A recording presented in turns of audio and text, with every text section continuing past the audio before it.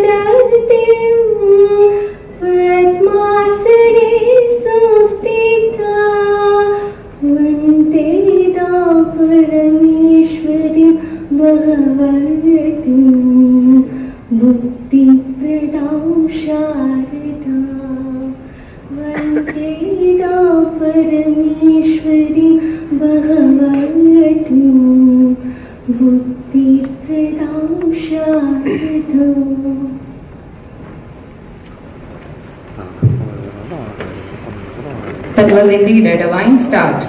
With the blessings of Goddess of Learning, Ma Saraswati, let us now invoke the divine light of wisdom and knowledge by lighting the traditional lamp, symbolizing dispelling of darkness and ushering in of enlightenment.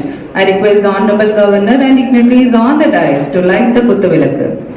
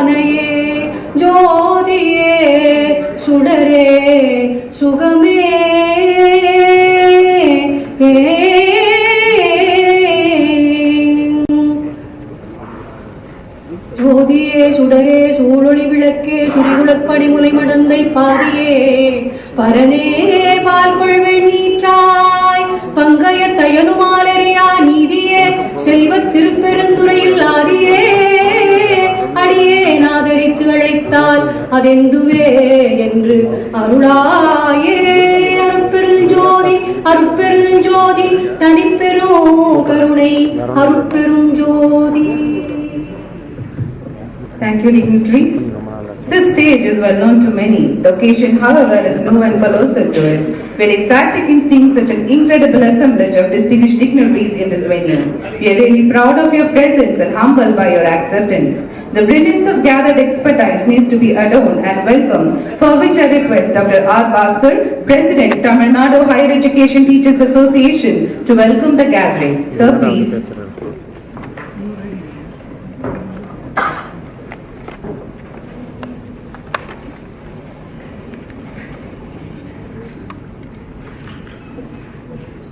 We want the education by which character is formed, strength of mind is increased, the intellect is expanded, and by which one can stand on one's own feet.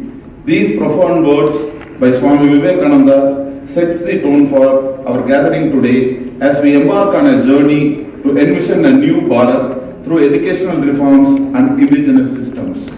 It is indeed an honor to stand before you this August gathering and welcome you all to this national seminar. Our Upanishad says, Matru Devo Bhava, Pitru Devo Bhava, Acharya Devo Bhava, Aditi Devo Bhava. And it is my bound duty to welcome all the respected dignitaries on the dais and dear participants. A warm good morning to one and all of you as we come together to shed light on an issue that demands our undivided attention. It is my great honor to welcome you to the two-day national seminar on envisioning new Bharat, educational reforms and indigenous systems on the 8th and 9th of June 2024. This significant event is organized by Theta, UAS and ABRSM, organizations dedicated to the advancement of education and the fostering of indigenous knowledge systems. The Tamil Nadu Higher Education Teachers Association was established in the year 2022 to promote the welfare of students, the general public and teachers, formed by the dedicated educators from various universities and government-aided colleges across Tamil Nadu. Theta addresses the needs of grievances of students and teachers through democratic, honest and principled means. Now Theta has presence in more than 10 state universities in Tamil Nadu and in more than 40 aided and government colleges. Unnata Vidyabhisa Adhyapika Sangam UAS, established in 1998, operates as an affiliate to the Akhil Bharatiya Rashtriya Shikshak Mahasangh based in New Delhi. And ABRSM is the largest teachers organization in India and has a membership of more than 1.4 million educators from primary to university levels. Akhil Bharatiya Rashtriya Shikshak Mahasangh, our parent organization, is dedicated to promote nationalism in education and society while safeguarding the interests of teachers, including their salaries, allowances and service conditions. We are privileged to have with us today Sri R.N. Raviji, the Honorable Governor of Tamil Nadu, who has consented to grace this occasion by delivering the inaugural address. Sir, your esteemed presence graces this occasion with an aura of significance and distinction. Sir, your illustrious career and dedication to public service precede you, and we are deeply honored to have you amongst us. Your commitment to the welfare and progress of Tamil Nadu has been exemplary, and your leadership serves as a beacon of inspiration for us all. As we embark on this gathering, we are reminded of the pivotal role that leaders like yourself play in shaping the destiny of our state. Your vision, wisdom, and unwavering dedication are the cornerstones upon which we build a brighter future for generations to come. Your Excellency, your presence here today not only signifies your support for our endeavors, but also serves as a source of encouragement for all these who strive for excellence in their respective fields. We are immensely grateful for the opportunity to host you and look forward to your insights and guidance as we navigate the path towards progress and prosperity. We take pleasure in welcoming you, Our Excellency. It is a great honor to have you amongst us today, sir. I extend a warm welcome to Professor Manish R. Joshi, Secretary of the University Grants Commission, UGC, New Delhi, who will deliver a keynote address. He has received the prestigious postdoctoral fellowship award during 2008-9 from the University of New Brunswick, Fredericton, Canada. He has given talks in various international universities like Durban University of Technology, South Africa, and various universities across China and America. His expertise and vision for higher education in India will be invaluable to our discussions. My sincerest greetings and a warm welcome, sir. Another esteemed speaker, Dr. K. Kumarasamy, former principal, chairman, Sri Vidya Mandir College of Education, and former syndicate member of Periyar University, will also deliver a keynote address. Sir has been member in various academic bodies across the country, and his contribution to the field of higher education is unparalleled. Sir has been a guiding force behind the growth and development of Dina in Tamil Nadu. We are honored to have Thiru Guntha Lakshmanji, All India Joint Organizing Secretary of ABRSF, who will deliver the felicitation address. His dedication to the promotion of indigenous knowledge and educational reforms is truly commendable. The confluence of we academicians from the shores of Ganga, Yamuna, Godavari and Kaveri has happened because of the great efforts of our Sri Lakshmanji. Welcome you, sir. I am delighted to welcome Dr. C.A. Vasiki Madam from Kogunad Arts and Science College, Coimbatore, who has consented to be the guest of honor. Her commitment to academic excellence and community service makes her presence here particularly special. Welcome, ma'am. Her role in the upliftment of weaker sections of society is a noteworthy one. I would also like to extend the heartiest welcome to Dr. Satish, our US President of Kerala. So I would like to extend a heartfelt welcome to all the resource persons of the two-day program, Vice Chancellors and former Vice Chancellors. A special mention and thanks to all the educational institutions that supported us throughout this journey to make the event happen. Additionally, I welcome the faculties from Gujarat, Rajasthan, Maharashtra, Madhya Pradesh, New Delhi, Pondicherry, Kerala, Karnataka, Andhra Pradesh, Telangana, West Bengal, and other states. So I also welcome delegates from local colleges, members from like-minded societies, media persons, and various academic institutions. Your presence here is a testament to your commitment to the future of education in our great nation. As we proceed with the seminar, let us be guided by the vision of a new Bharat, where education not only imparts knowledge, but also fosters character, strength of mind, and self-reliance. Let us work together to build an education system that honors our rich heritage and equips our youth to meet the challenges of the future with confidence and integrity. Welcome all. Thank you all and wish you all a fruitful and enlightening summer. Thank you, sir, for your warm welcome. Honor holds in respect and esteem. It shows the morality of a superior personality. To confer distinction, I request Thiruji Lakshmananji to honor Honorable Governor of Tamil Nadu, Dr. Raviji.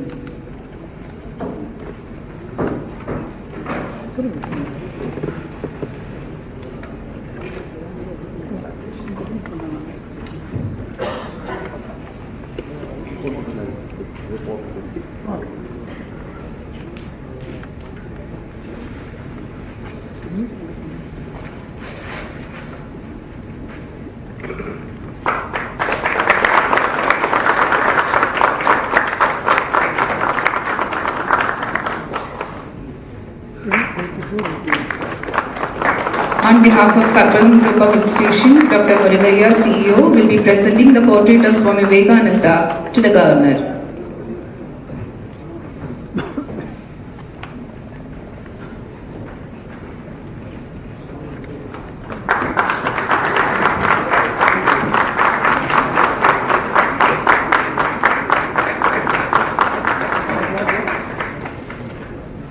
Thank you. Now Dr. R. Manigandanji will be honoring Professor Manish R. Joshiji.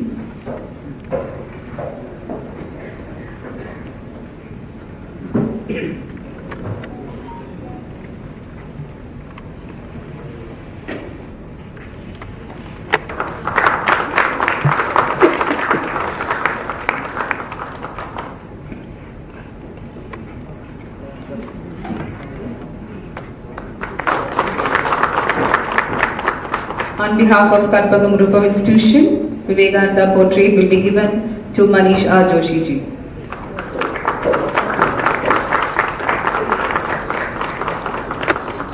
Thank you, sir. Now I request Dr. C. A. Vasuki ma'am to honor Thiru Kumaraswamy ji.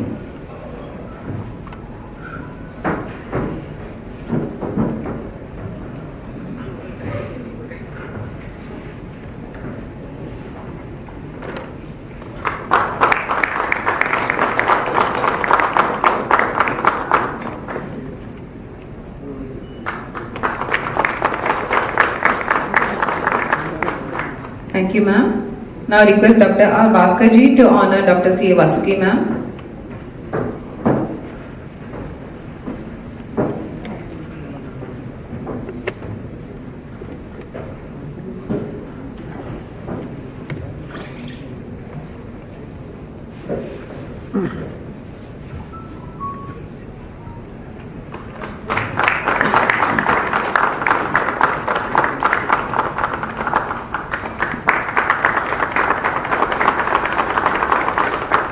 Thank you, sir. Now I request Dr. P. Padmanabhan sir to honor Thiruji Lakshman ji.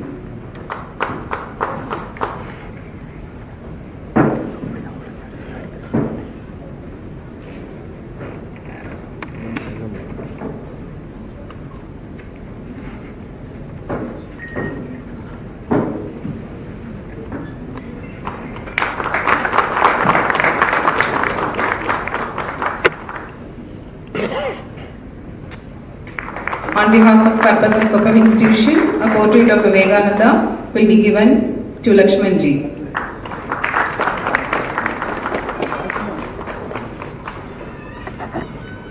Thank you, dignitaries.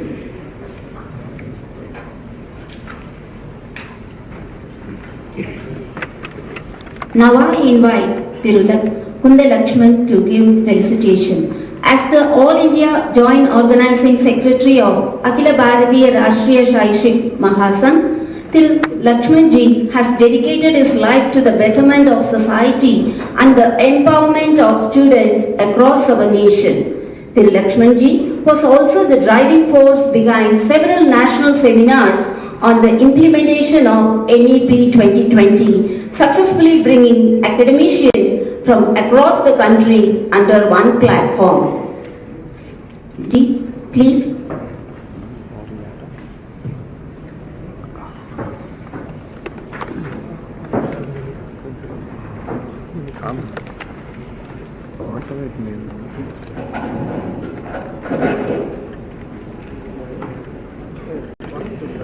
Honorable Governor Sri N. Ravi ji, today's Chief Guest and inaugurated our conference, Professor Manish Joshi ji, Secretary University Grants Commission, and Kumaraswamy ji, who is the guiding force behind this data, Vasuki madam, who is extended our all support to make this program a success, and President Tamil Nadu Higher Education Teachers Association, Dr. Bhaskar, and Unnata Vidyabhyasa Sangam President Kerala,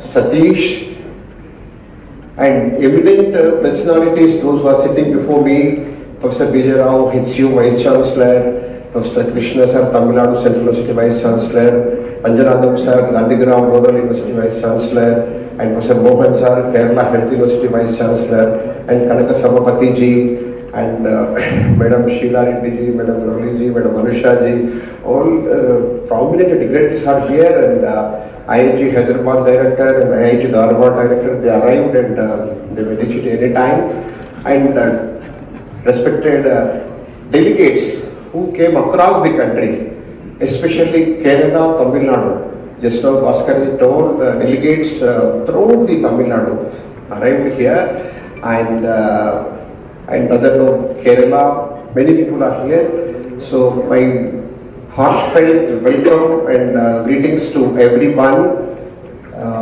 I feel this is a historical seminar. For almost 3.5 decades I'm traveling across the country, I'm attending so many programs and I'm organizing so many programs. I feel this is a unique the participants who are here. I didn't really or not expect we get this much response. I thanks each and every one who are with us and media persons and all other persons. Welcome to you all. Akhil Bharatiya Rashtriya Shaikshik Mahasangh is a teachers organization working in the field of education. The motto राष्ट्र के हित में शिक्षा, शिक्षा के हित में शिक्षक, शिक्षक के हित में समाज.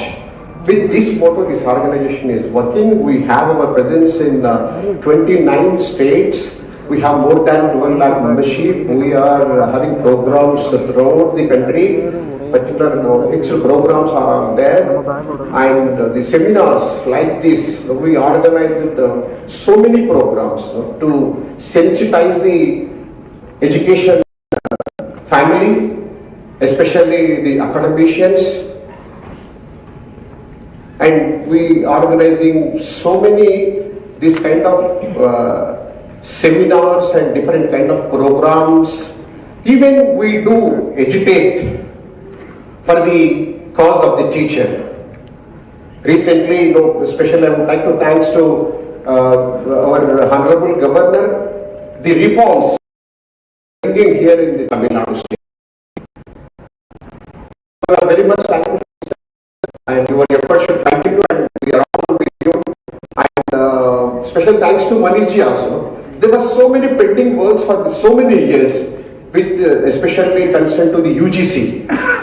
Because of Shaikshik Mahasangh efforts, recently, the non-PhD issue, it was amicably and very smoothly it was resolved. Just now he is telling, the gazette is coming today or day after tomorrow. And I can say, the 5th pay commission, what was the salary today? 7th pay commission, what was the salary? That every faculty member knows that the 5th pay commission salary was very meager. Keeping the dignity of a faculty, it is the Shaikshik Mahasangh efforts to increase the salaries of the faculty. I proudly say, because of Shaikshik Mahasangh it happened. And recently, whenever we go to the UGC, Manishji and Jagdishji, they used to talk with us, just last week we met. Jagdishji says, ABRSM delegation should meet us every month. He specifically mentioned that because you have ground realities, you bring up very genuine issues and we come to know exactly what is happening in the ground level. So that role, Shaikshik Mahasangh is trying to bring a change in the field of education. And the other thing, as I told, the motto of this organization, not only addressing the issues of the teachers and faculty, it is beyond that. It is working for the cause of the society. ABRSM wants to sensitize the society, particularly the teaching community, because this is a community which can transform the entire nation's future. Unfortunately, after getting the independence, we have to make an inroads to make this country again a prosperous country and a strong nation. Unfortunately, it was not happened, it was derailed, and I will not feel sorry to say that because of the perverted intellectual academia made this very vulnerable. After 47, many other countries got the independence with us, but they marched long ahead, but we are lagging. It is just because of a particular section of intellectuals of academia, they misguided this country with their false narrations and ideology, which they brought from other countries. They never experienced and they never have a great faith into the philosophy of this country, the dharma of this land. They never experienced it. Even today, they are in the same line. And Akhil Bharatiya Rashtriya Shaikshik Mahasangh given a befitting response to those people, and we started working among the academia and we are getting very big response, and many, not hundreds, thousands of faculty members are coming towards this organization, and they are working towards making this nation a proud nation, and everyone feeling that this nation first philosophy. We know the future of the country makes in four walls of the country. So you are nurturing the young minds. Shaikshik Mahasabha wants that this is the group, they will transform the entire society. They will bring the change among the young minds. Now we are marching ahead towards 2047. Everyone is talking about this. 2047, this country should become a prosperous country, a strong country. This country should lead the world. Lead the world in sense, in all the aspects. We have great legacy. We, as an ABRSM, we feel proud, and we believe that we have an ancient civilization which has given knowledge to the entire globe. Today, whatever the issues that we are experiencing, all the solutions you can find only this place, Bharatavarsha. Here you can find these solutions. Whatever it will be, sustainable global development goals are there. Where you find the solution? Yes, here. It may be terrorism, it may be environmental issues, it may be ethics, values, and all this. You find this country. We believe in that Vasudhaiva Kutumbakam. So Shaikshik Mahasabha feels that we should rejuvenate all these whatever we lost because of foreign rule for more than 1,000 years, colonized this country. We have to change this. So ABRSM is working in different names in different parts. Here Tamil Nadu Higher Education Teachers Association, in Kerala, it's like that, different, Karnataka Rajya Mahavidyalaya Shikshak Sangh in Karnataka, and in other places in different names we are working. We are getting very good response from the faculty members. Generally people say that the faculty, they are having their own this thing, always they will think about their salaries, their promotions. No, it is not right. We proved it wrong. Whenever we are in this kind of programs, whenever we are reaching the faculty members, they too have a concern toward the society. They are ready to serve the society. Everyone wants to make this country a prosperous country. They are working for that. And ABRSM is a platform to bring all these faculty members onto one platform. And we are successfully marching ahead. And we organized this kind of program in Hyderabad. We thought of 300 to 400. We got more than 1,000 members.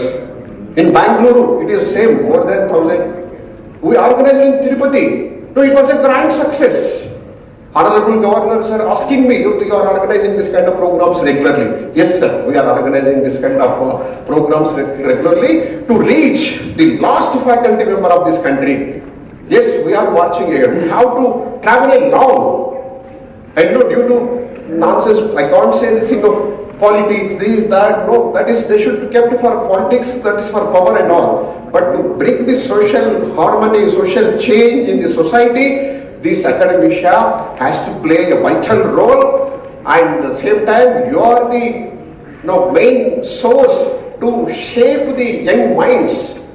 And for the decade, we are experiencing the strength of this country. We know our country was a great country. We have great and great, our country in the field of technology partner. We were called as Vishwaguru. We have to bring back that glory again. It is possible. We know the demographic dividend. We know the achievements of previous decade. It may be electronics, it may be communication, it may be infrastructure, it may be foreign, what not. In all the fields we are marching ahead. We have human resources, we have natural resources, we have everything, a great legacy. With this, we should have to march ahead. I request all of you, please support this organization and be part of this organization. And today and tomorrow we are going to listen to very popular personalities. Please make use this program as your career, and you make this conference seminar a success. Thank you. Namaste.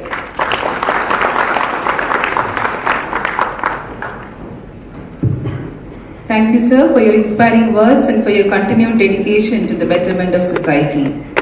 It's my great privilege to introduce our esteemed guest of honor for today, Dr. C.A. Vasuki Ma'am, the Secretary and Director of Tamil Arts and Science College, Coimbatore. Dr. Vasuki's exceptional contribution to the field of education and dedication to academic excellence have been truly inspiring.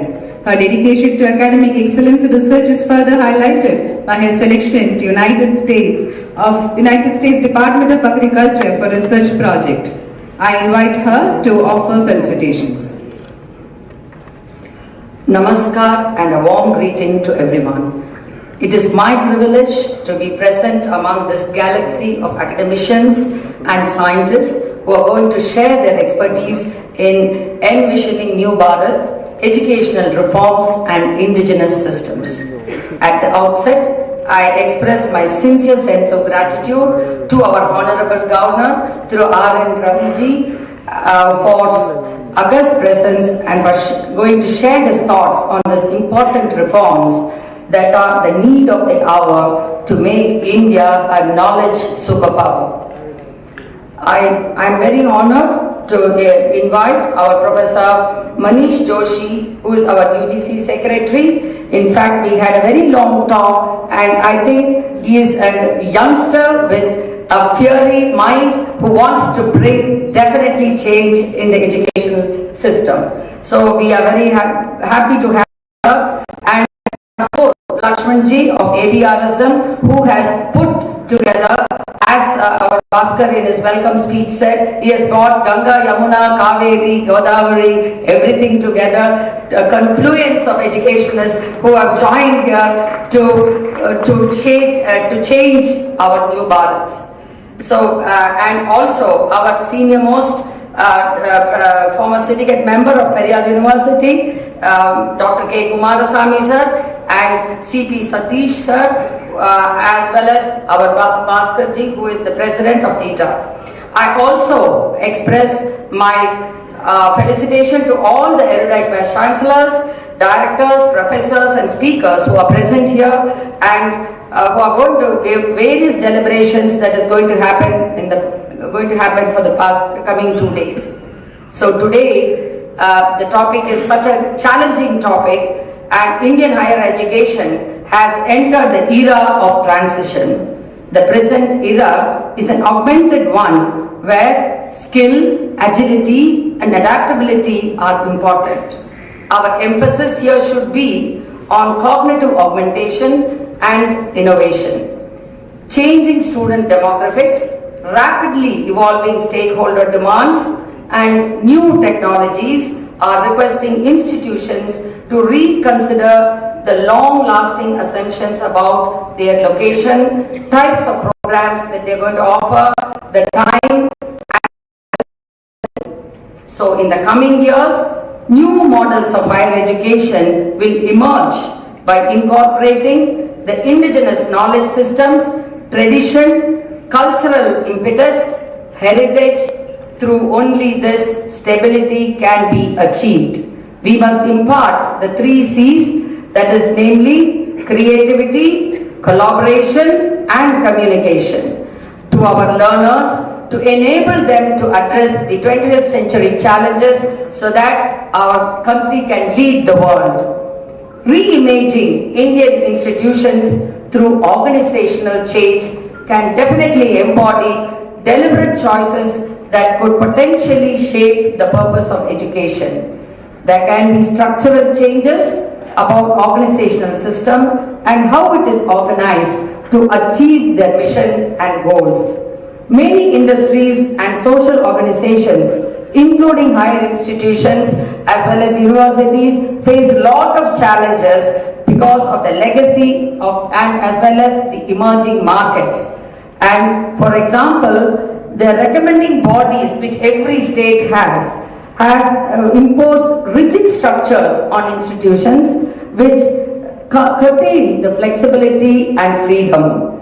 So thus, these challenges can be faced by higher education institutions are enormous, and which prevents them from fulfilling the mission and vision of so many institutions that has been started for more than 50 to 60 years we are surviving. And as higher education people are here, I would like to tell, as a VC committee member and a Bharathiar University syndicate member, I would like to boast, to be true, that we have the top 20 higher ranking NIRF institutions in Coimbatore. So definitely, sir, these hurdles, if it is clear, we will bring much more quality education institutions in this region. So a dual transformation strategy is what I thought may be very effective. According to this approach, operations act in parallel, one to develop strategies, others to optimize the core organizations to become more responsive and to a new profile of demands.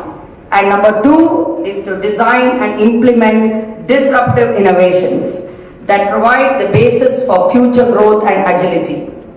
Ancient India always took pride in the humanistic and personality development oriented education with proximity to the guru, learning and living. We always believed that education is what empowers the individual to realize one's own true potential. The system consisted of very much of creativity, discipline and intelligence. The learning environment was adapted for observing all and realize the goals of education through, although there were no certificates or degrees conferred to them. The values, even however long it had been, it was so deeply inculcated that it remained throughout their lives. So the scenario has changed with the advent of colonial education, which made a massive impact on the Indian education system. Yes, in earlier days, education system had a generalistic focus, very important. And how to know the know-hows and the practical knowledge. But of course, our Indian education system today is transiting towards information, skill development and knowledge economy. Today, education institutions are very much focused on reskilling and upskilling the youth force to make Bharat a Vishwaguru. As Swamiji always famously said, the education which does not help the common mass of people to equip themselves for the struggle of life and which does not bring out the strength of a character and which does not bring out a philanthropy and also which does not bring out the courage of a lion, is it worth the name? So real education is what which enables us one to stand on its own leg. And I am sure this is what all our educationists have to think in this line, and it is very essential to nurture in this 21st century the critical thinking, problem solving, entrepreneurial skills among our youth minds, and also equipping them with the ability to navigate the complexities of the modern world. At present, our higher education system is faced with many issues and challenges like accessibility, equity, quality, finance and management. So relevance and orientation of curriculum based on advancement in science and technology, values, ethics are of paramount importance, and this is being fulfilled by our NEP 2020. So I am really expecting a lot from our UGC Higher Education Department. These issues are of great vital importance for our country, as it is engaged in the pursuit of higher education is going to be the powerful tool to build the knowledge-based society for the new millennium. Higher education institutions must perform multiple tasks, and by creating knowledge, acquiring new capabilities, producing intelligent human resource capital, wealth coupled with strong values. So our education must be global. At the same time, we should not fail to address our local problems through viable solution. Hence, let's become vocal for local by global perspective. On these lines, I am very confident that the deliberation that is going to happen in these 2 days will be an eye-opener for all the academicians who are going to be the torch bearers, who are going to enlighten the next generation and who are going to bring a strong Navabharat. I offer my appreciation and felicitation to all the stakeholders who have joined here to organize this event and wish all the participants to get adequately benefited from this. So thank you and Jai Hind.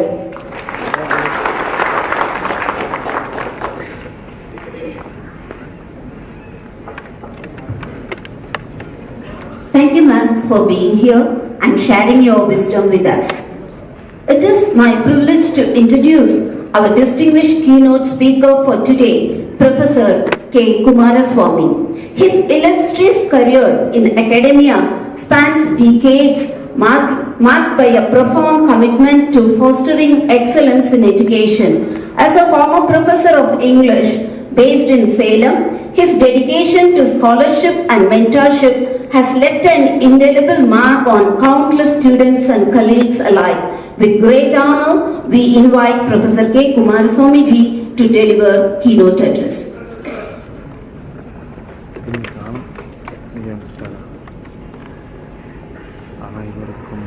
Welcome to all of you. His Excellency, Honorable Governor of Tamil Nadu, Sri Manish R. Joshi ji from UGC, he is the Secretary of UGC Delhi,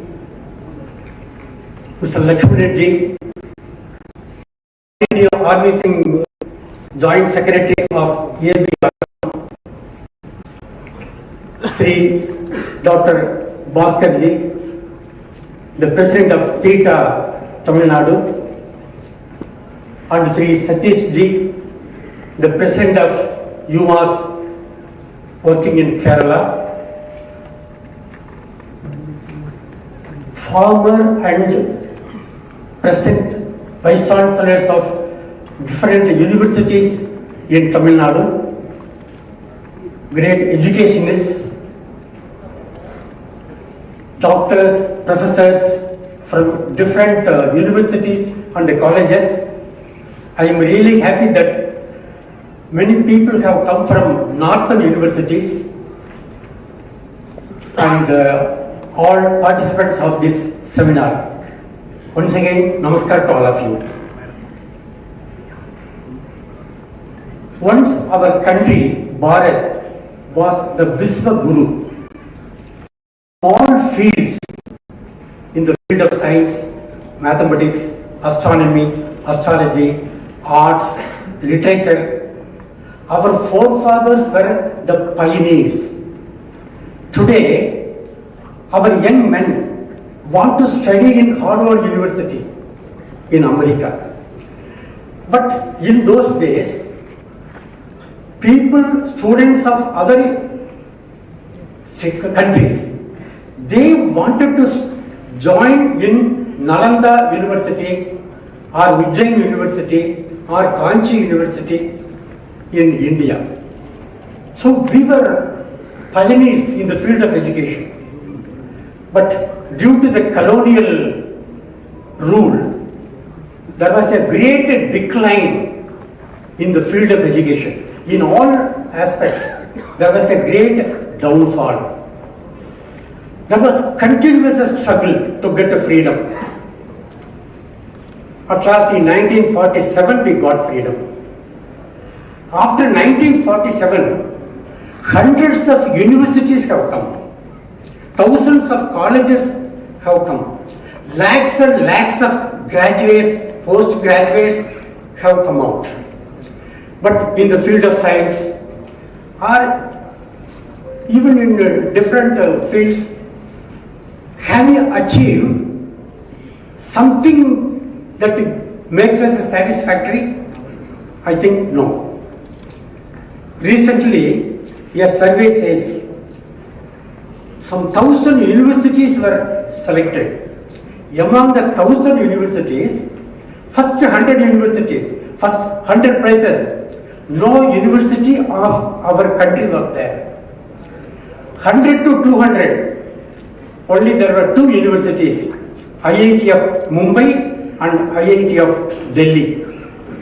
Then after 200, our Indian Institute of Science, Bangalore, is formed.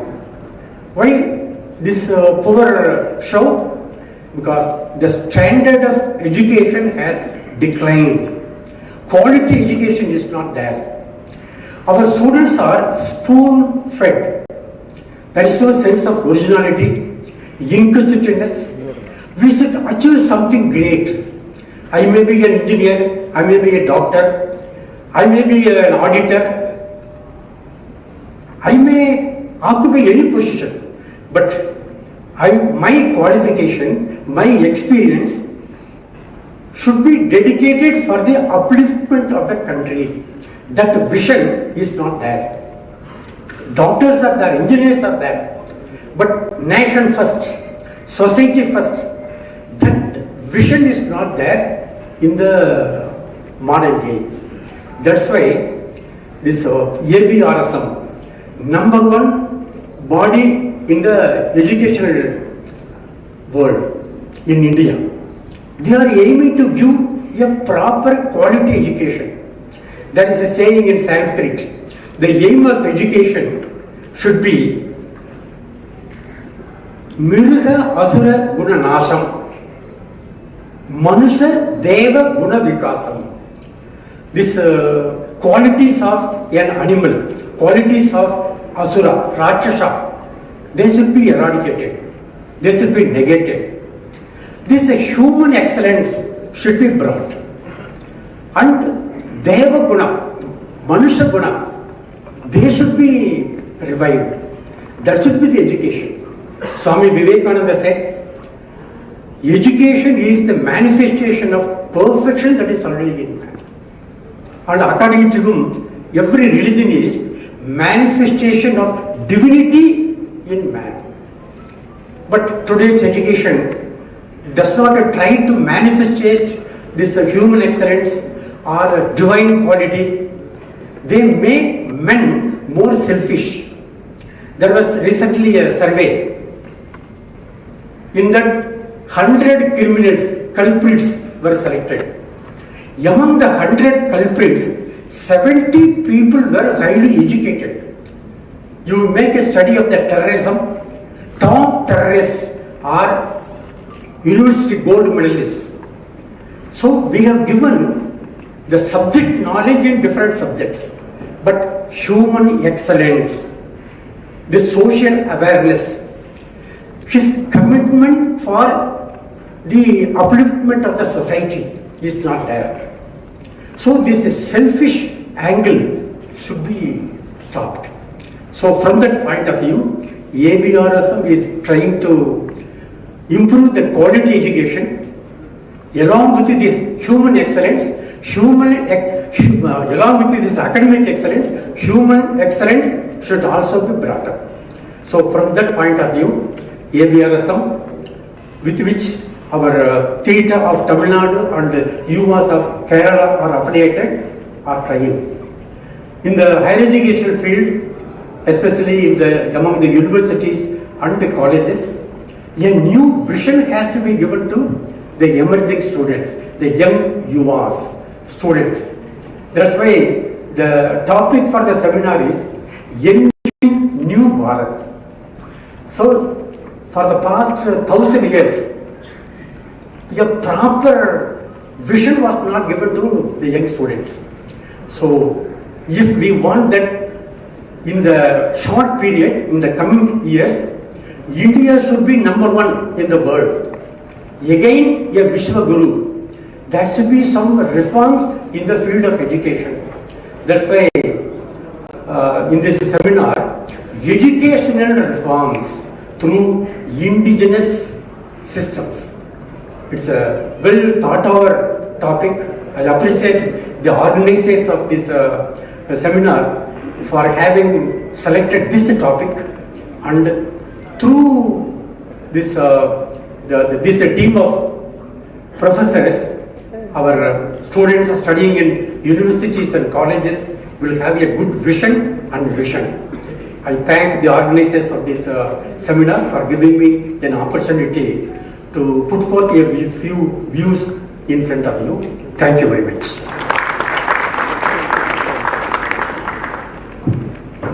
Thank you, sir, for your enlightening words and presence today. I'm delighted to have our distinguished keynote speaker, Professor Manish R. Joshi, Secretary, University Grants Commission, New Delhi. Professor Joshi's remarkable contribution to education and research, along with his impressive academic journey, have earned him national recognition. His dedication to advancing knowledge in science and technology is exemplified by his receipt of esteemed National Award for Outstanding Efforts in Translation of Popular Science and Technology 2018, bestowed upon him by Department of Science and Technology, Government of India. I invite him to deliver the keynote address.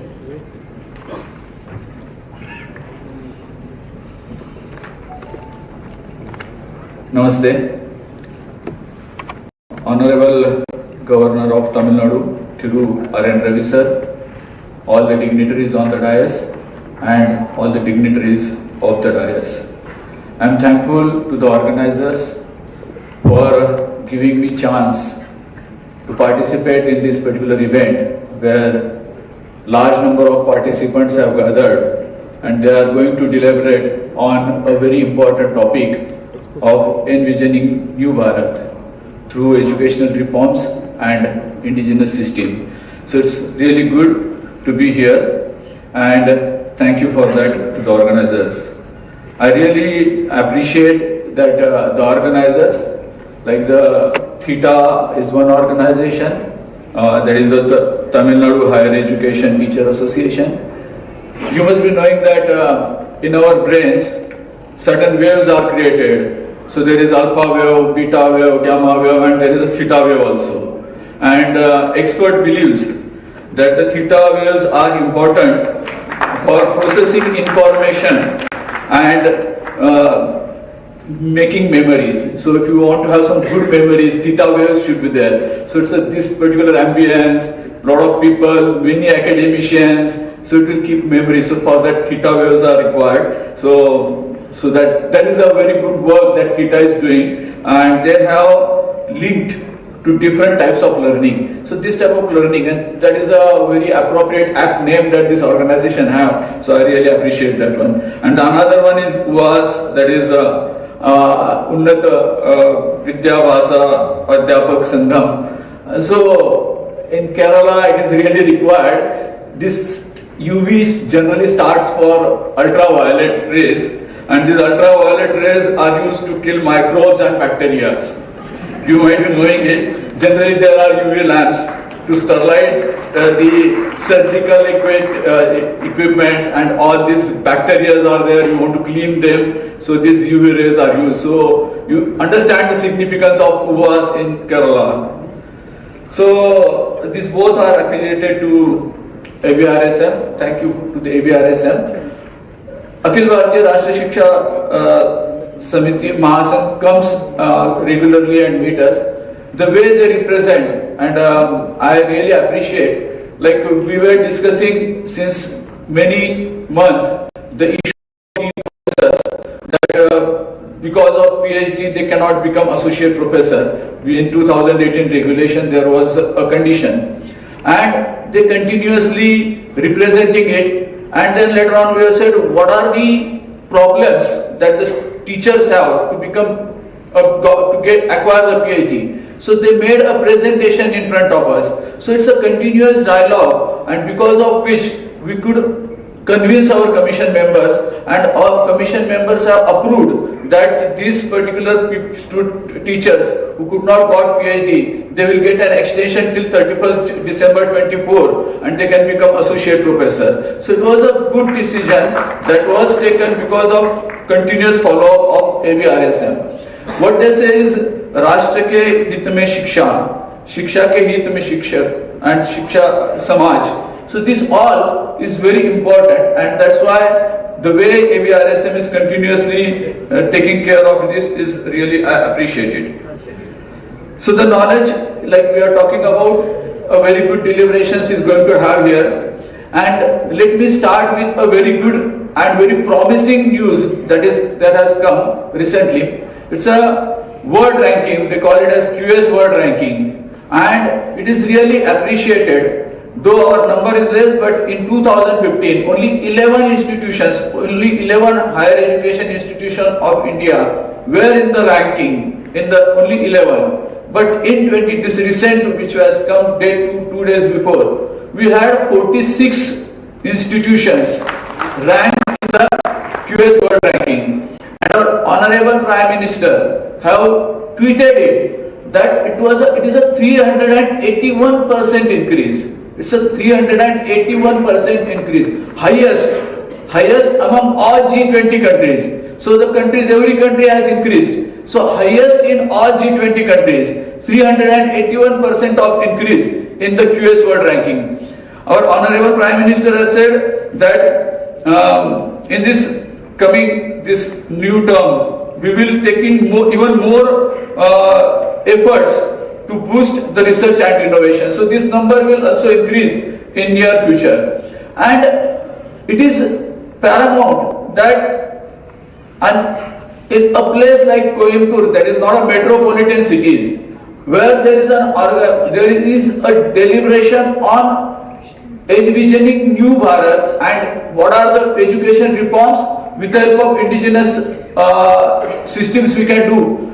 350 participants are there, they want to talk about it, they want to listen about it, they want to have discussion about it. So it shows the importance, it shows the willingness of the people of India, of Bharat, to make sure that we will progress, we will excel further. So the parameters, let me put focus on the parameters that are important for this QS world ranking. Why the institutions comes in that QS world ranking? So one of the parameters is academic reputation, faculty-student ratio, and citation of faculty, citations per faculty, and the important one is internationalization. Like how many international students are there in your country, are there in your institution? So we have, as a UGC and even India, even Bharat has started and giving focus. Government of India is also giving focus and giving lot of concerted efforts to bring more and more international students to India. We have got a very nice portal, Study in India. We have started, UGC has come up with a regulation that the higher education institution, the universities which has got certain NAC score can directly start joint degrees, can directly start dual degrees with the foreign countries, with the foreign institution, with the foreign university. As I was traveling from airport to here, yesterday I saw there was a big hoarding outside of one institution that you want to study abroad, come and tie up with, come to our university. So these universities are now tying up with the universities of abroad. So it's like two-way, they are also getting benefited. Not only Indian universities are getting benefited. There is a rush among outside universities also to get affiliated with the very good institutions in India. So we have, UGC have come up with one very nice regulation that will open up the Indian place for foreign higher education institutions. We have said the foreign higher education institutions can open their campuses and operationalize their campuses in India. So you will not believe, we have got very good response from various institutions. We say from Europe, from North America, from Australia. So many institutions are coming. There are every week there is a delegation from foreign higher education, from foreign countries to UGC, and they want to know what they should do so that they can establish their campuses. So even foreign countries, foreign higher education institutions which are very good rank, our condition, one of the condition is that the institutions which has foreign ranking above 500 only can come in India. So those all institutions are trying very hard to come and to establish their campuses in India. That is the reputation that Bharat has now, so that everyone wants to have their existence, their presence in India. So that is how we have changed this one. The government has changed The government has changed the focus, the government has doing lot of efforts. I am really appreciating Honorable Governor is himself here. The role of the governors in improvising the quality of higher education in many states is very paramount. So they are sitting in the conferences, they are sitting in the room where the deliberations are going. I was in Assam last year where there was a deliberation. All Vice Chancellors were called by the Chancellor and the Chancellor was sitting there from 9 to 5 p.m. for 2 days, and the deliberations he was listening and he was giving inputs. So that type of interest shown by all the governors, many governors, including Honorable Governor, he is here for this particular event. So it shows the priority of the governors and priority of the government to the higher education. So that sort of reforms that we are talking about, earlier UGC or any regulator used to be supposed to be like making hindrances. Now we have changed our approach. Now we are more of a facilitator type of thing. Last month, our Honorable Chairman met with all the Vice Chancellors of deemed to be university. So one at a time we invited 10 Vice Chancellors and he interacted with them. Honorable Chairman asked every deemed to be university, why don't you open your off campuses? So they were used to surprise. So there was an era 10 years ago or 20 years ago when someone used to say that I want to open an off campus. The UGC used to see very suspiciously, why you want to do this, these are the rules and these are the conditions, you cannot do that, your intention must be malified. So you used to see in a suspicious way. But now the chairman himself is asking, why don't you have off campuses, why don't you go that one? So they were surprised, they are very happy, and they are looking at this one. We have opened we are talking about education reforms. So a lot of reforms are going on. We have come, we are saying in national education policy, the GER is to be raised from 28%, 27% to 50%, almost double. Currently we have around 4 crore students in higher education. It will go to 10 crores. So we have to make sure, we have to give facilities to the students. So therefore we have opened up, we have said that not only deemed university, we are saying even private universities are there. We have come up with the SOPs. Like if they want to have off campus, some institutions which are doing very good, why we have to restrict them into their own campus? If they want to go and establish their off campus, we have given permission to the private universities also. We have come up with that particular SOPs, and applications are coming up. Last commission we have approved one university from UP to have their off campus in another place in the UP. So we are very open. UGC being a facilitator, very proactively we are doing. Like we are talking about the institutions. Many institutions, many colleges want to change their syllabus quite often because they want to keep pace with the changing time. So they want to change because in the university system, university have 200 institutions, higher education colleges affiliated to it. So they want to change the syllabus, it will take time. But if an institution autonomy is given, they can change the syllabus quite frequently, easily. So therefore, you can see in the NIRF ranking, 100 NIRF college ranking in the college category, 55% are autonomous colleges. So we say that autonomy is to be given to the colleges. So therefore, we have opened it up. If you have a NAC, then we are going to give the autonomy.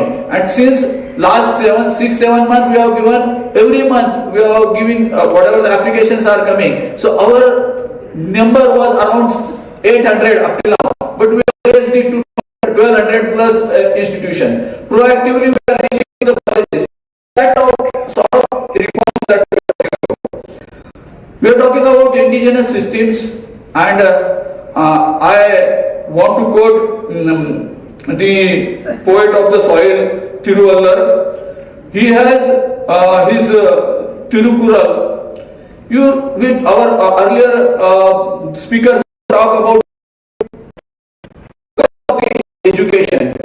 The aim of the education is defined by Tiruvallar. He says knowledge, social aim, then adjustment to the environment. So why you take education? So you're talking about to acquire the knowledge, to have social manners, then to adjust with the environment, to have a moral aim, to have a philosophical aim, spiritual aim, cultural aim, and at last he is talking about living aim. So the priority is, you see, at the 8th place, he is saying that the education is for living aim. But what is important is that you should acquire knowledge. So that is what the indigenous system is. What is the way to look at the education? And that has been changed completely. We are talking about the students only running behind the degrees. They don't bother whether they are getting knowledge or not. They don't bother whether this knowledge, what I am getting, little bit of it, can it be applicable to the society? Where I can apply it? Where I can, with this knowledge, how can I solve the problem in the society? So that focus has been changed. Whereas our indigenous system is saying that the focus is like this one. But because we have followed this particular colonization and all, so we need that reforms very with large space also. I really appreciate the organizers in choosing the venue also. It is on the race course. This is a race course road, and you know, in the race course there is always a speed. So we need to do that speed. We need to achieve that particular speed. So that particular speed we have to go for the reforms as well as for the use of indigenous system. UGC in last year we have completed 6 face-to-face programs on IKS. Indian knowledge system, Bharatiya Gyan Parampara, and you will be happy to listen it, that 1,000 teachers have gone through that particular 6 days rigorous program at 6 different places, and everywhere this Bharatiya Gyan Parampara was very much appreciated. They all decided that they will talk about Bharatiya Gyan Parampara, they will try to imbibe it in their syllabus. We have done it in Chennai, we have done it in Guwahati. So across region, across religion, we have done it in Kashmir also, where there are 80% were Muslim Pradhyapak initially. They were initially talking about why you need this IKS right now. But as they went through the 6-day deliberation, they understand it is nothing to do with religion. It is about the great work that our ancestors have done. That are the indigenous systems. What are the indigenous systems that we have? And these all indigenous systems, we have to look for, we have to identify, we have to search out. Whatever small we have searched is enough for having widespread eyes of all the people over the globe. So it's a mesmerizing for all. Whatever little knowledge that we have got. So therefore we are saying that our students, our teachers, our faculty should delve into it more in the Bharatiya Gyan Parampara. We have to find out what our ancestors have done. So that is why this is important, that's indigenous systems. So our reforms will be guided by this indigenous system. Therefore we are talking about, whenever we are talking about this syllabus, we are saying that why can't you incorporate the Indian knowledge system as a part of this one? We have added this IKS as a part of NET syllabus also, and UGC has wanted that this new research, young blood should be there in the research system, and therefore we have come up with that after 4-year UG, after your 4-year UG, you can directly get admission into PhD. So no need of this master. So UG can directly go to PhD. So this young blood who have the idea of the societal problems can research into it, can explore that particular problem. So that is one thing that we have said. The aspirations of the youths of Bharat shall be adjusted, shall be acknowledged, and UGC, being an apex regulator body, is working on it, and we are really very happy that we can work in this direction. and all over India we are getting very good support, we are getting very good feedbacks, and we, including our vice chairman, including our chairman, continuously talking with all stakeholders, and we are getting whatever the suggestions we are getting, we are very open, and with this open-mindedness we will go ahead and we will reach to Vikasit Bharat 2047. Thank you very much.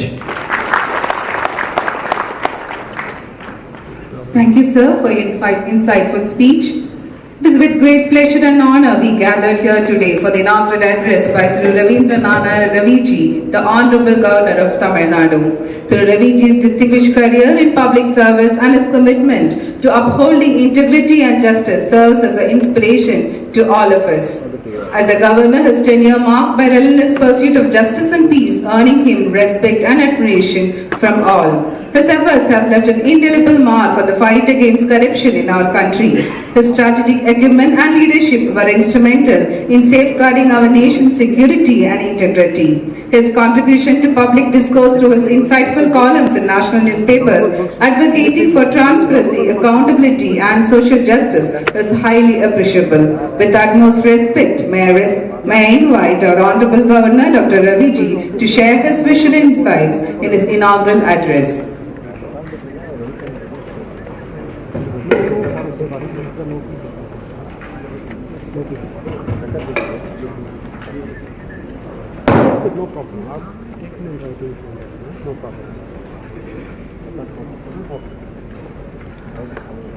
Respected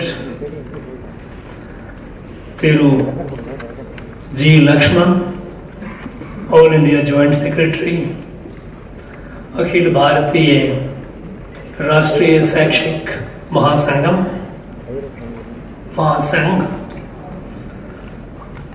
here we make Sangam, everything we put M.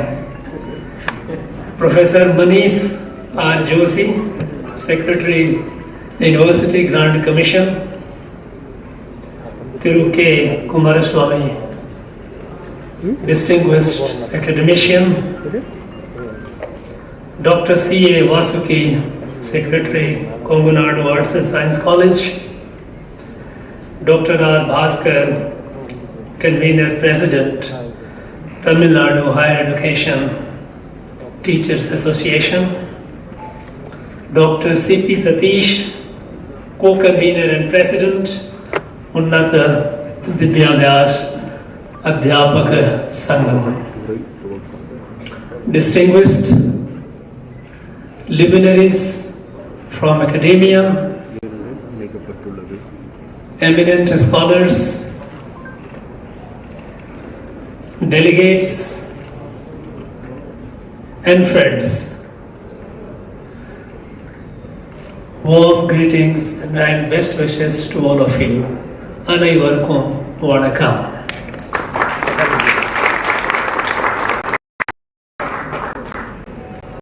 I am indeed delighted to be part of this important 2 days seminars on an issue which is of crucial significance to our country.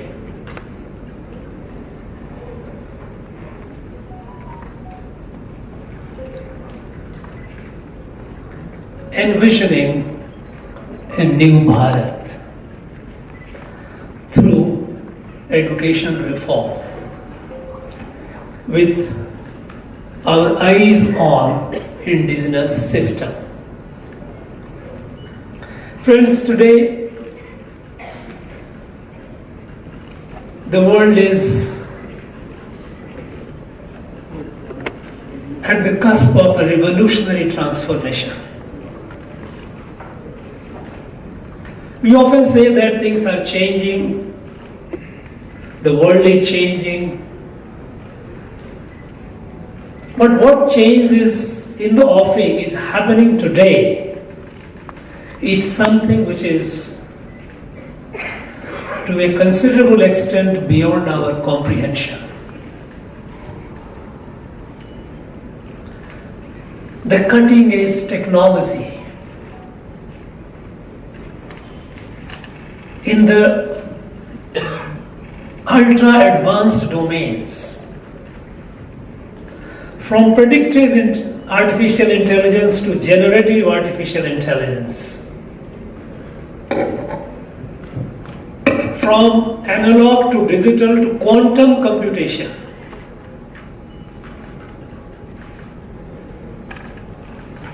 Synthetic biology, ultra advanced, has the potential to transform the world in a way that at this point of time it is very difficult for us to predict how the world would be like. But one thing is clear, that these advancements is going to create redistribution of power, global power. These advancements is going to create a wider gap, creating wider inequality, redistribution of resources. Because the countries and the entities who are ahead in these technologies,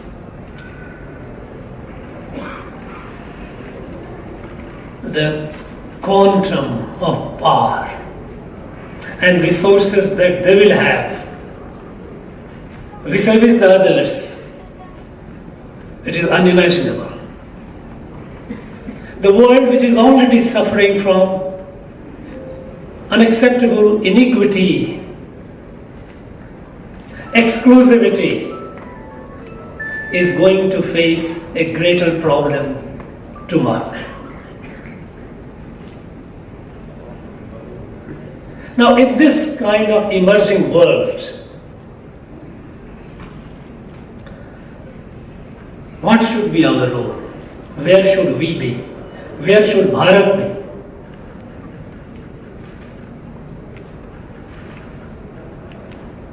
This is a very, very crucial moment for us to understand this. You know, until about 200 years ago, less than 2 centuries, we know that Bharat was the #1 country in the world. We accounted for the largest GDP. Bharat was the engine of growth, global growth.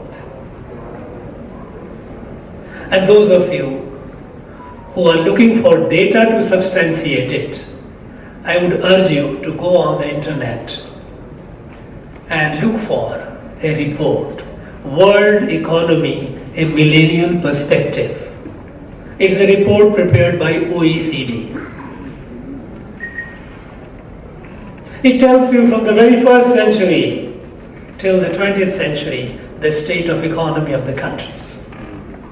And Bharat was #1 until the beginning of 19th century.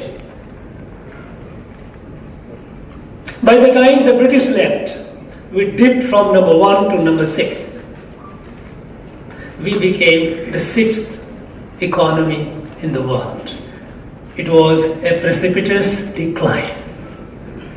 We all blame the colonizers for exploiting us, exploiting our resources.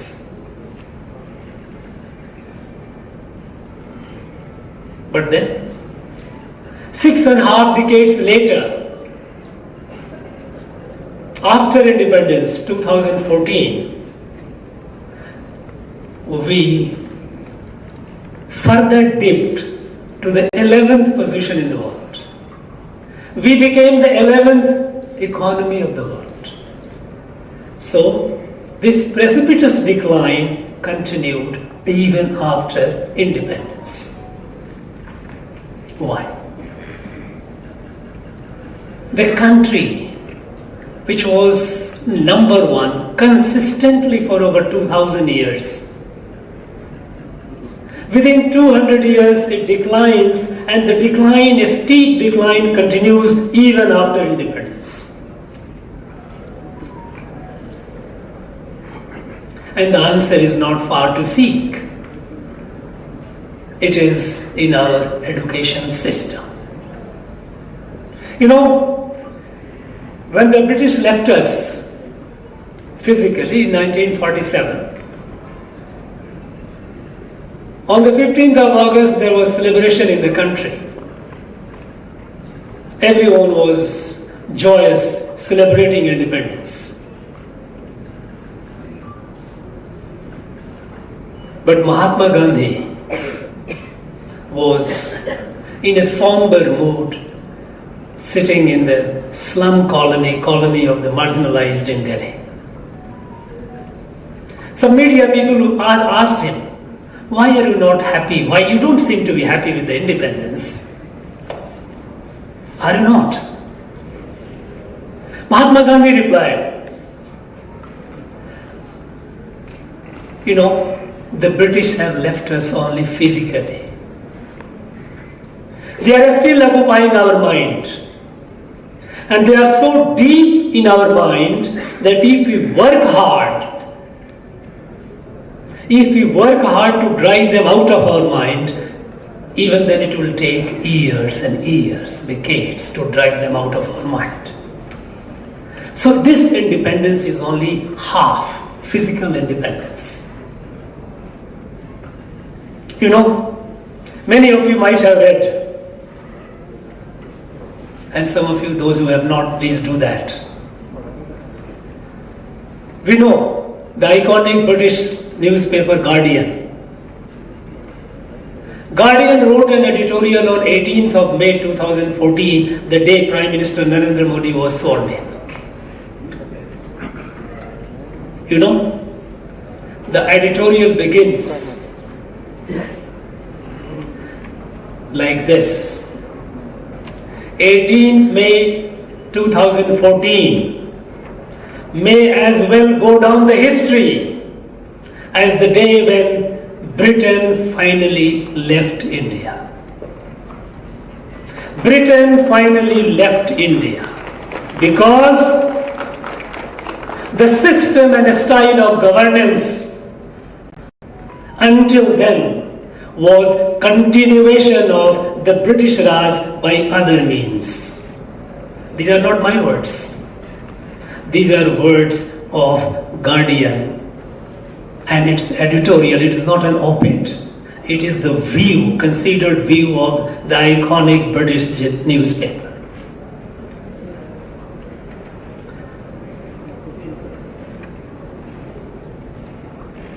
Now, the British brought us from top to 6th, and we brought it to 11th.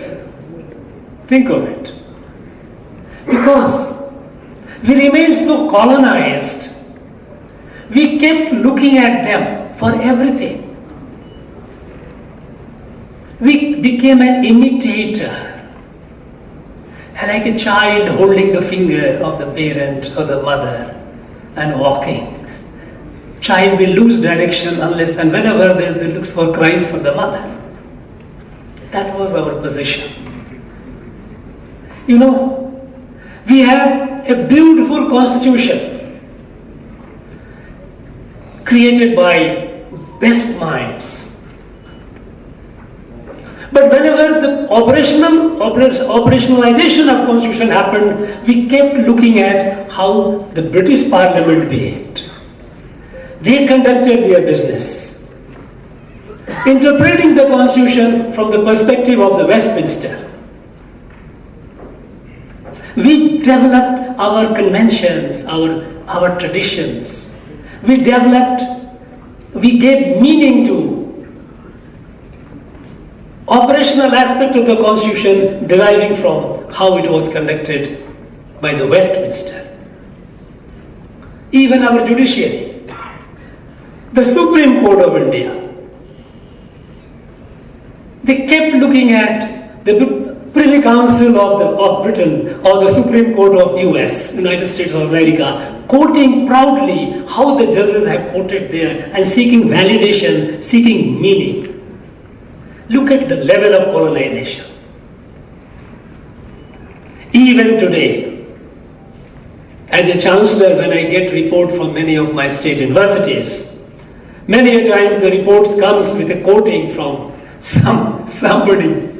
somebody in Europe or US. This colonization of mind. How can you grow in a competitive world by imitating someone on the strength of a borrowed language, borrowed knowledge? And then came a revolutionary step, the National Education Policy of 2020. Because for any transformation, for any change, and for us, this transformation has to be very, very revolutionary.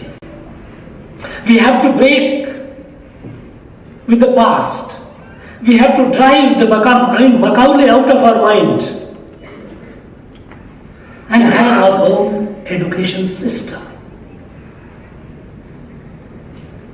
And with this in mind, the National Education Policy 2020 came. This policy has a body and it also has a soul of it. As far as the body part of it is concerned, we have a lot, we discuss a lot about multidisciplinary education, flexible education, collaboration among educational institutions, greater thrust on skill, usable knowledge. All those things are very, very important. Not many. But there is also a soul of that. There is soul. How do we look at knowledge from our perspective? And believe me, this is very important. Knowledge is not, as is often called, one may say, yes, it is perspective neutral. It is not. How do you look at? We have been hearing about, Secretary UGC also mentioned about IKS, Indian Knowledge System. I would very sincerely urge the Ministry of Education, UGC, AICT and all the bodies, please use the word Bharatiya Knowledge System. You have been saying that Bharatiya Gyan Parampara. Why not? Gyan Parampara, you can, language-wise one can differ. Every language of Bharat may not understand Parampara. There are words. But Bharat is common in all the languages from Kashmir to Kanyakumari. Everyone understands Bharat. The problem is, we have been looking at Bharat from the perspective of India. India is not synonymous of Bharat. India is a label given by the European to this country. People of this country did not call this country India until the British came. For centuries and centuries, for millennia, it was called Bharat. And Bharat, even its geographic expanse, that finds reference in our old literature. When they say, Uttaram yat samudrasya himadrasya dakshinam varsam tad bharatam nam. North of ocean and south of Himalayas is Bharat, Bharatvarsh.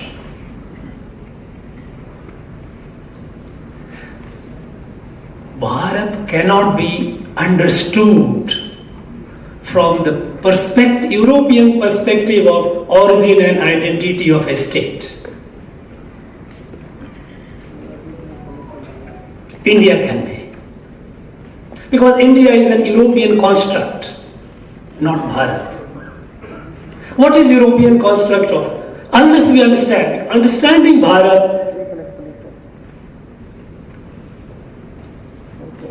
or to say to Bharatiya knowledge system, understanding Bharatiya knowledge system is predicated upon understanding Bharat. If we understand Bharat, it becomes easy to understand Bharatiya knowledge system.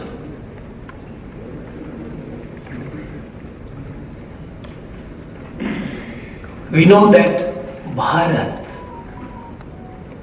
does not fit in European construct of a political state, because European construct of a political state is what?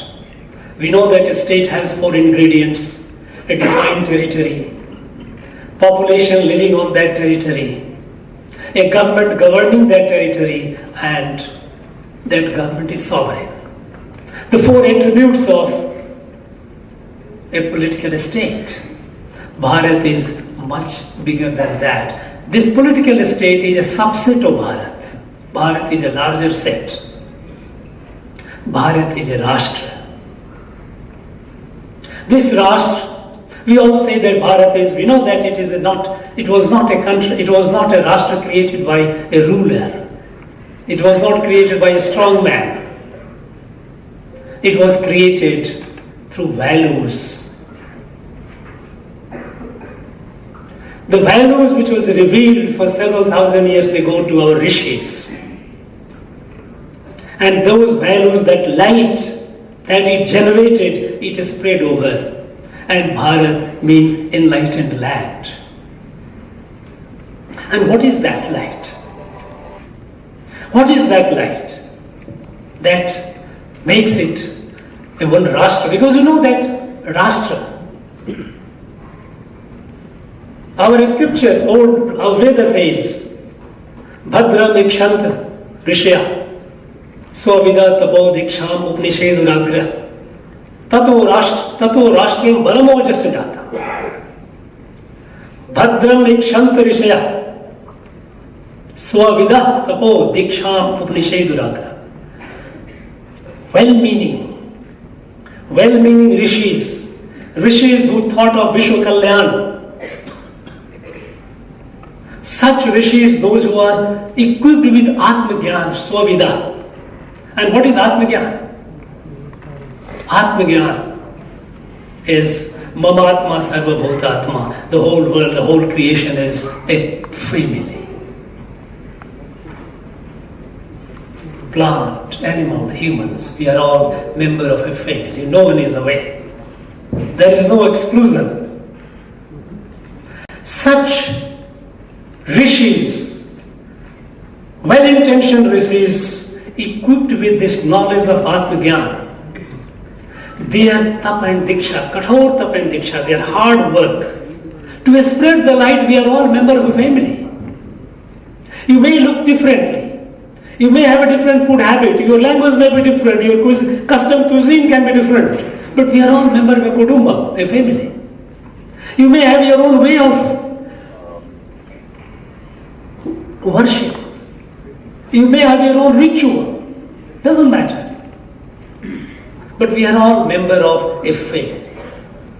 Such a wonderful, a revolutionary light or darshan.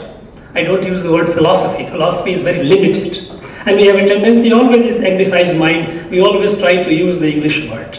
Philosophy, we all know that evolution of a language is linked with the civilizational evolution of a people. That civilization has not evolved to that stage where they can see this light of oneness of creation. Oneness of creation, this light came here. And so it is called darshan, drishti, how you look at yourself and how we look at the rest of creation. This light, it originated here, it came here, thousands and thousands of years ago, and it has spread. And people of different, varying attributes, they became member of a family.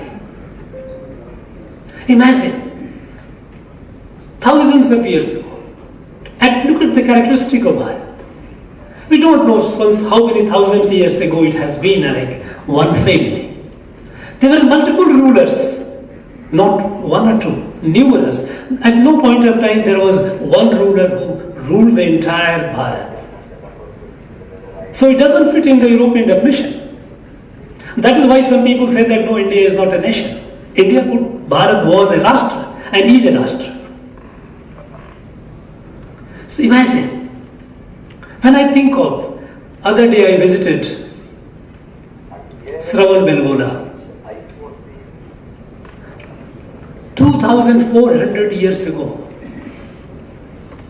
2,400 years ago, a rishi, Bhadrabahu from Pataliputra, with his 12,000 followers, devotees, Sramanas, he comes down to Sravan, establishes himself, passing through numerous kings and kingdoms. About 5,000 of them come to our place, Tamil Nadu, what we call Tamil Nadu today, Arihantagiri, in Tiruvannamalai district, Arihantagiri.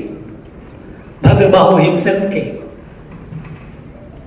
to spread the light the way he looked at it. What some people would like to say or say that it is a way of Jaina Darshan. You know, they never felt any constraint where they were going. The free movement. People coming from one part. We had a Pallava prince. From here, he went to Nalanda and studied, became Acharya, Bodhidharma, and subsequently went to China and spread what we say Buddhism there, Bauddha Mata. This Bharat has to be understood. And once we understand this Bharat, then it becomes easier for us to identify who we are. And with that sense of pride, we move forward. And when we talk about our indigenous knowledge system, it is not just knowledge which are there in various texts here and there, and as well as traditions, but also the process, our entire epistemology, our pedagogy, both are different from the Europeans. And it's a great challenge. We have to move over to this. When we talk of new Bharat, what kind of Bharat that we wish to imagine? We all say that yes, we like to be number one. Thanks to the initiative taken in last 10 years, that we have grown again, a new Bharat is emerging. And from 11th we have come down to the 5th. We have reached, not down, but we have moved upward. We came to the 5th. And we are very confident in the next few years we will become the 3rd largest economy in the world.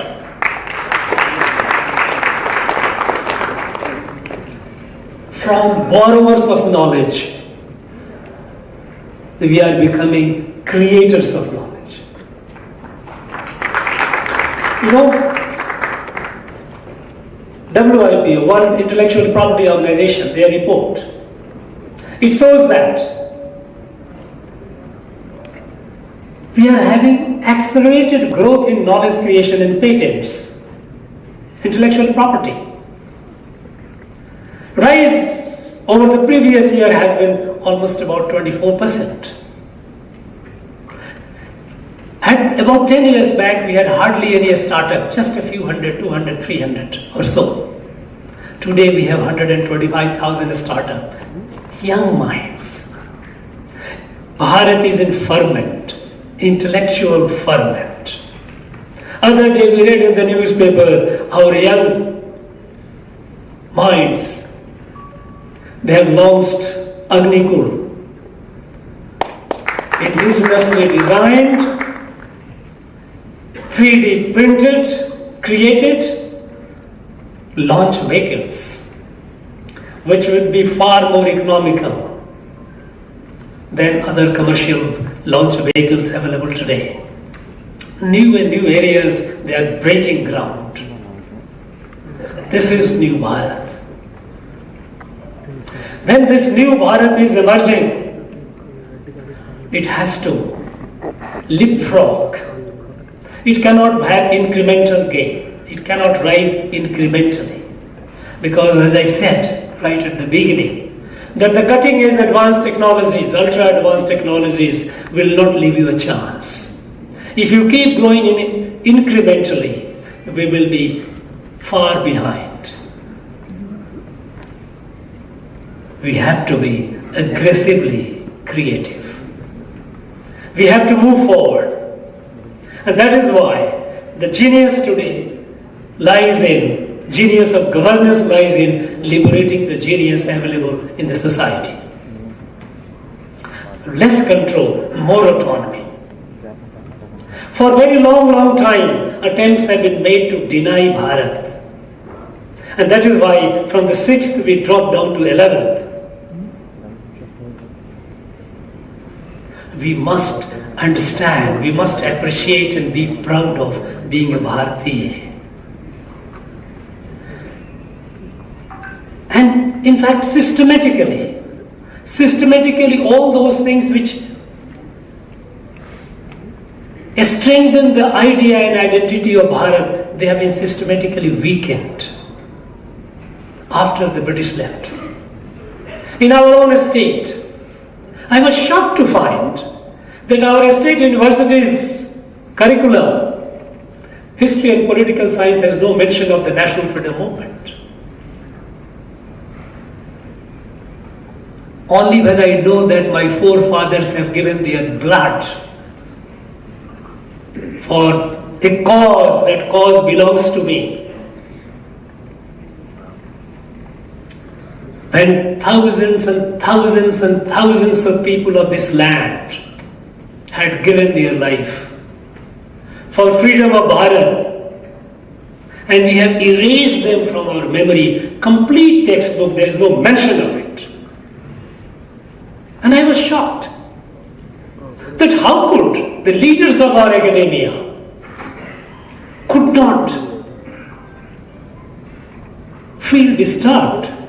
The entire 19th century, 20th century, 19th century, of course, completely blacked out. Only the British, glorification of the British rule. Glorification of the British rule. Imagine. And the 20th century is all Dravid movement. Dravid movement. No mention of national freedom movement. I think we should stop denying Bharat. This is not, and distorting our own culture and identity. Friends, coming 16th of June, this coming 16th, is a very, very important day.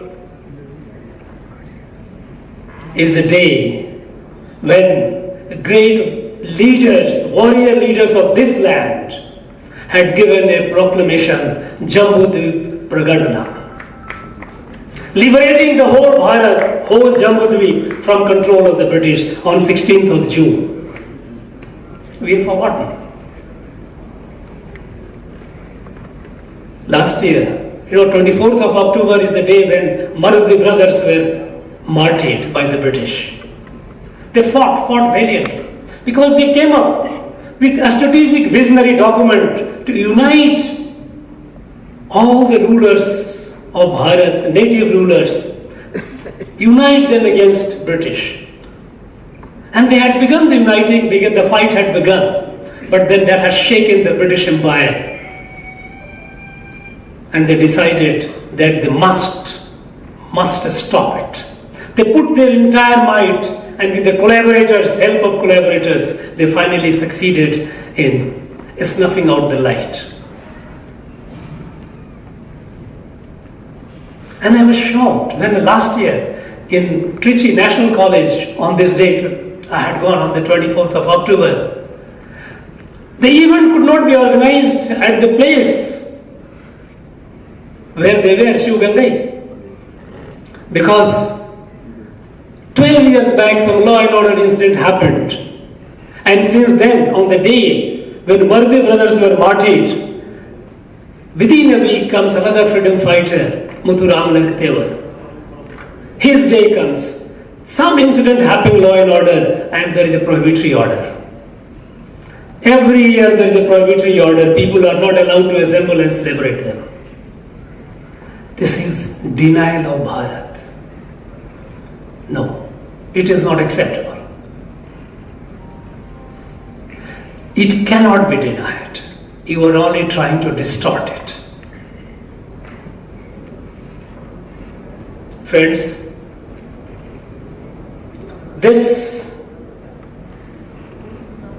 the gains that our young minds, young entrepreneurs, innovators, researchers,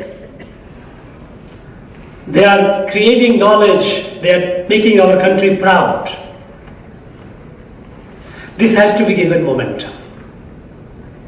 And this has to be given momentum with a sense of national pride.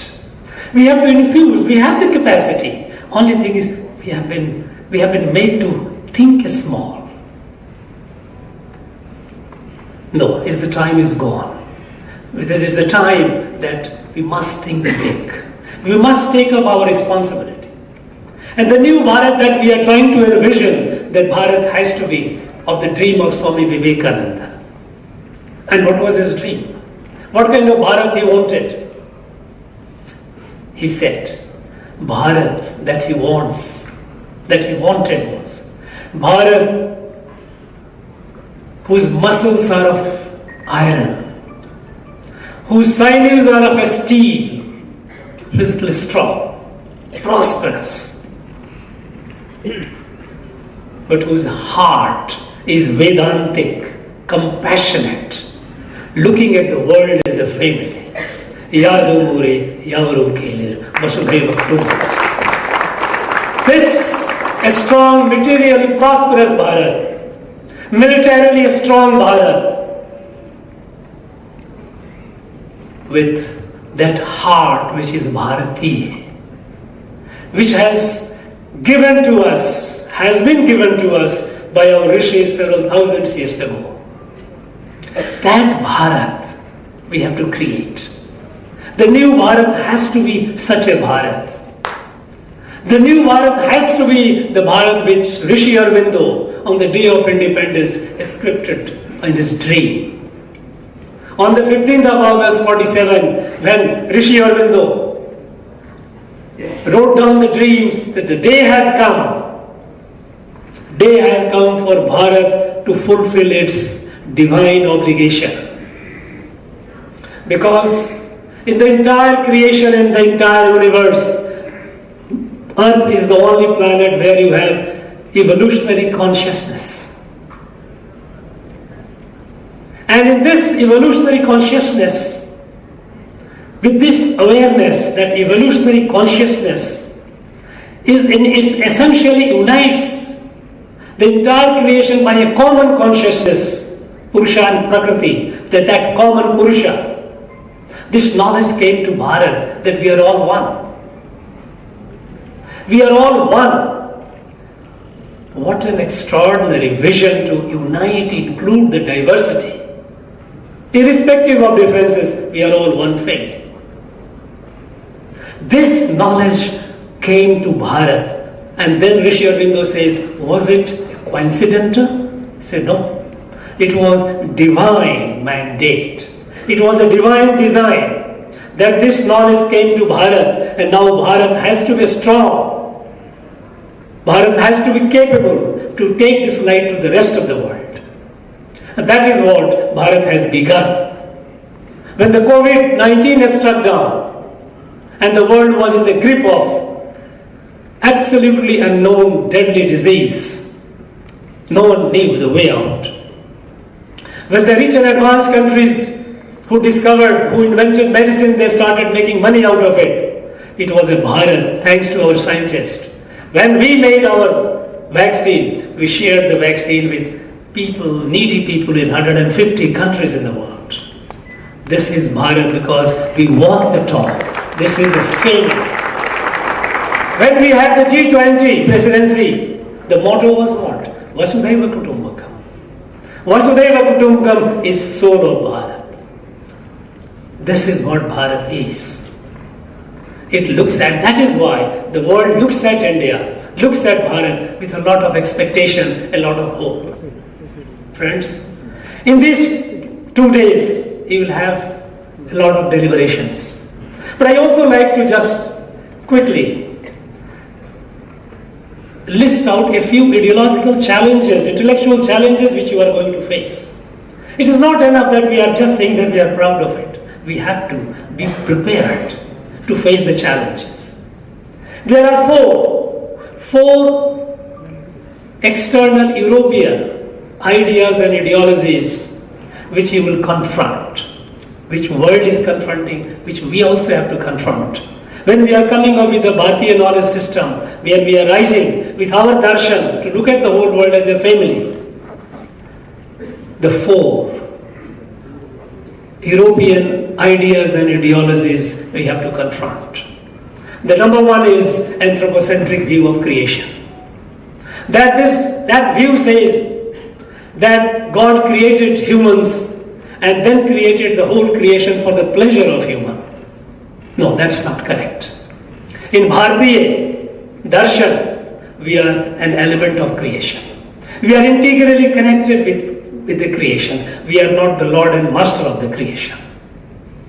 This anthropocentric view of creation, this is a very strong ideology. This has to be confronted heavily. Second idea, European idea is theory of evolution. The theory of evolution that tells you that makes the entire life ecosystem predatory. The smarter one will kill the other and prosper. Survival of the fittest. And fittest means how crooked, how cunning you are. This has given rise to intellectual and moral justification for mercantile capitalism. There is no room for compassion. There is no room for compassion. If you are smart, smart means you are clever and cunning, you prosper. It doesn't gel with Bharatiya knowledge system, Bharatiya darshan. In Bharatiya darshan, we are neither at the center of creation, nor we look at the evolution as predatory. That for me to progress, I have to kill the others. I have to suppress the other. I have to exploit the others. The entire colonialism is based on that theory of evolution. I am smarter, so I will colonize this land and extract the resources. Third is social contract theory of a state. These are very strong ideologies. You are from academia, you know how strong these are. Social contract theory of a state. That individuals are sovereign, and these sovereign individuals have contracted to live together, form the society and the state. It places premium on the sovereignty of the individual. In Bharatiya darshan, this is not so. Individual is not sovereign. We are integrally connected with the rest. Bharatiya darshan is of integral humanism. We are integrally connected with the entire creation. Like a molecule, atom in a molecule, subatomic in the atom. Each one has certain degree of autonomy but not fully sovereign. All are within the parameters of the larger whole. Individual, family, society, and the Rashtra, they are all integrally connected. This is a very, very powerful ideology, European ideology. Sovereignty of the individual, and based on that, a state as a creation out of a contract. No, this is very dangerous. You have to find capable argument, and we had it. And the fourth is Karl Marx's view of life and society. Karl Marx looked at human being as moving hydrocarbons. Nothing, it's all chemistry. Reactions, chemical reactions. In Karl Marx's view, humans are just a material object, driven by their own needs and greeds. And in this drive for meets and greets, there will always be some who has it, some who don't have it. So the society is divided between have and have-nots, and they are in a perpetual conflict. This perpetual conflict, Karl Marx had written a number of essays, almost 20 essays in 1852. 1852, in New York Daily Tribune, he wrote in August. Many of them are available on the internet. And so if you wish to read, you please go on the internet, Karl Marx on India, 1852, or this New York Daily Tribune. And there he says, he justifies imperialism, colonization of India. He says that I am against imperialism, but in India it is a historic necessity. Because in India, individuals are not sovereign. Society is highly oppressive. It doesn't allow individual to grow to the full potential. And a society that worships monkeys and cows have no business to exist, that must be annihilated. And he laid down the two tasks for the British Empire. First, total annihilation of India's social order. And the second, laying foundation of Western material civilization. Now these are very powerful ideologies, though they have been debunked, many of them have been debunked. There is hardly any such, you will find many of the countries, those who fought and killed millions and millions, they themselves have just abandoned this ideology. But still, it is a very powerful ideology.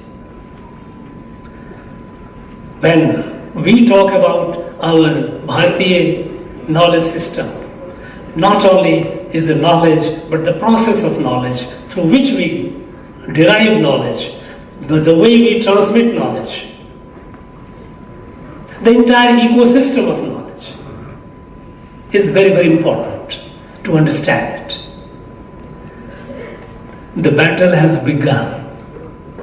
It is our responsibility to take it forward. And I am sure all of us present here, all of you are very capable people, capable leaders of the intellectual world. You will show the light. In the coming 2 days, today and tomorrow deliberations, with your churning, sufficient light will come to lead us into the future for a new Bharat, the Bharat of the dream of Swami Vivekananda, the Bharat of the dream of Rishi Aurobindo. I wish you all the very best. Thank you very much. Jai Bharat. We express our sincere gratitude to our Honorable Governor, Thiru R.N. Ravi, for gracing us with his presence and sharing his priceless sagacity. May his leadership continue to guide us towards a brighter and more prosperous future. Honored guests, you have most generously accepted our invitation, and as an appreciation of your valuable presence, we are obliged to submit to you our genuine thankfulness. I here request Dr. C.P. Satish, Co-Convener, President of Unnata Vidyabhyasa Adhyapaka Sangam, to propose the vote of thanks. Sir, please. Vanakkam and Namaskaram to one and all.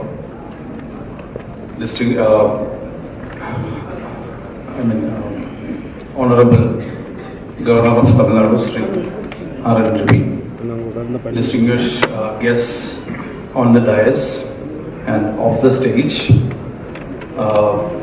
fellow members of UVAS and ThanthiTV. I'm entrusted with the task of proposing a vote of thanks, but before setting out on my duty, let me tell you two things. One is about the genesis of the seminar. This seminar, actually, I'm very proud to say that this seminar genesis happened in our 27th state conference at Alapura on March 30 and 31st. It was just a suggestion to Lakshmanji, and Lakshmanji took it up, and Sri Murugaya ji was also there. So then on, I think it was tremendous hard work and show put up by Theta. Definitely, they deserve a big applause for putting up such a big show. Now, one more thing about National Education Policy 2020 and Kerala scenario. Kerala government has this year launched FY UGP, 4-year undergraduate program, but they have scrapped Bharatiya knowledge system, and it is anathema to them. And hence, we teachers of Kerala, we will have to teach Kerala specific subjects instead of BKS or IKS. Now, on to my duty. First of all, we have listened to an invigorating, enlightening, and scholarly speech by as in the form of inaugural address by Honorable Governor Sri R.N. Ravi. I express profound gratitude on behalf of Theta, UVAS, APRSF, and all of us who have gathered here. Thank you, sir. I express my gratitude to keynote address delivered by Dr. Manish R. Joshi, whose name is a household name for all of us. And of course his speech, which is peppered with a lot of humor and observation on his take on UVAS, the acronyms UVAS and Theta.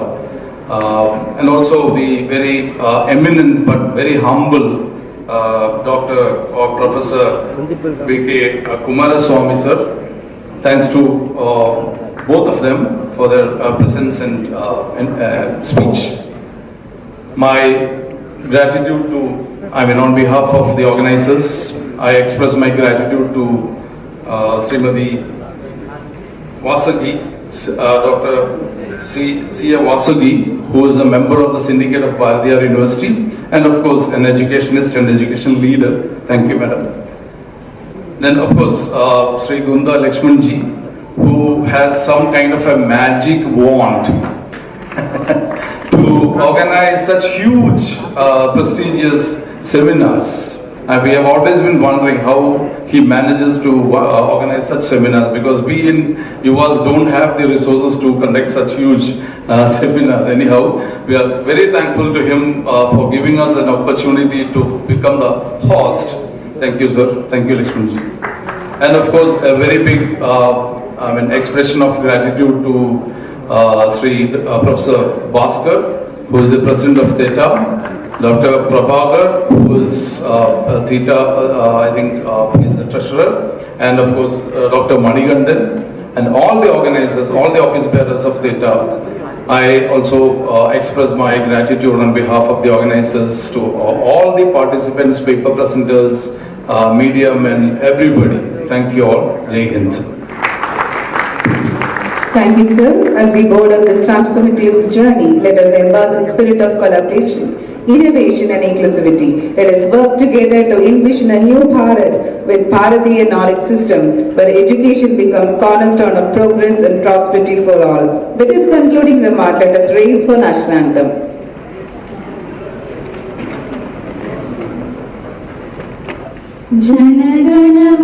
जनगणमनाधिनायक जय हे भारत भाग्य विधाता पंजाब सिंध गुजरात मराठा द्राविड उत्कल बंगा विंध्य हिमाचल यमुना गंगा उच्चल जलधि तरंगा तव शुभ नामे जाहे तव शुभ आशीष माहे गाहे तव जय गाथा जनगण मंगलदायक जय हे भारत भाग्य विधाता जय हे जय हे जय हे जय जय जय जय हे।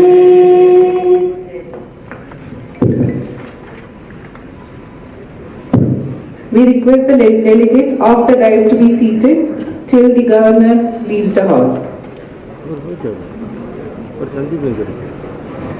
It's